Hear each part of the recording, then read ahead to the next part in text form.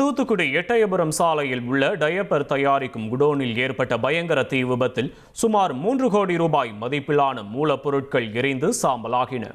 இந்த கிடங்கில் திடீரென பற்றி எரிந்த தீயால் அப்பகுதி முழுவதும் கரும்புகை சூழ்ந்தது.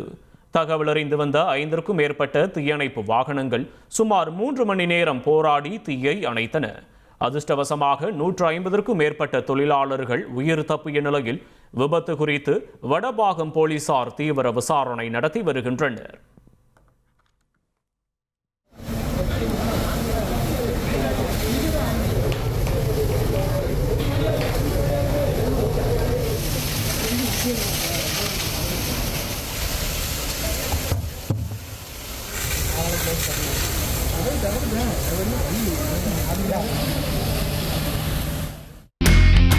இனி செல்லும் இடமெல்லாம் செய்தி.